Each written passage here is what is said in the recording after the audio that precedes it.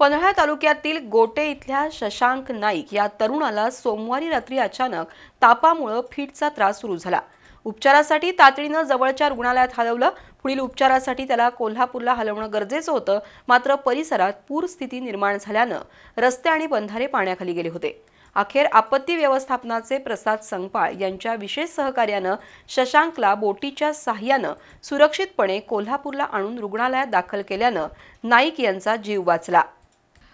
गेले 4 दिवस कोसळणाऱ्या पावसामुळे कोल्हापूर जिल्ह्यात अनेक ठिकाणी पूर परिस्थिती निर्माण झाली आहे। पन्हाळा गगनबावडा तालुक्यातील अनेक रस्त्यावर पाणी आल्यानं वाहतूक ठप्प झाली आहे।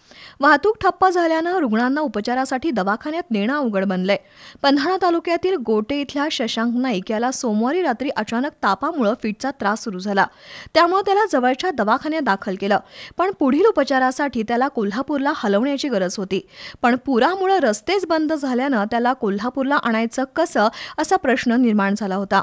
अशा वेळेस आपत्ती व्यवस्थापनाचे प्रसाद संगपाळ आणि पत्रकार अनिल देशमुख यांच्या विशेष सहकार्यानं शशांकला बोटीच्या साहाय्यानं गोटे गावातून सुरक्षितपणे कोल्हापुरात आणण्यात आलं। कळे पोलीस ठाण्याचे सहाय्यक निरीक्षक रणजित पाटील, पोलीस कर्मचारी अंकुश शेलार, आपत्ती व्यवस्थापनाच्या जवानांनी आज सकाळी कोल्हापुरातील शासकीय रुग्णालयात दाखल केल्यानं शशांक नाईक याचे प्राण वाचले। बचाव कार्यात पोलीस पाटील सागर पाटील, पत्रकार एकनाथ नाईक, जवान रवींद्र हिरडेकर, राजगुरू पाटील यांनी सक्रिय सहभाग घेतला।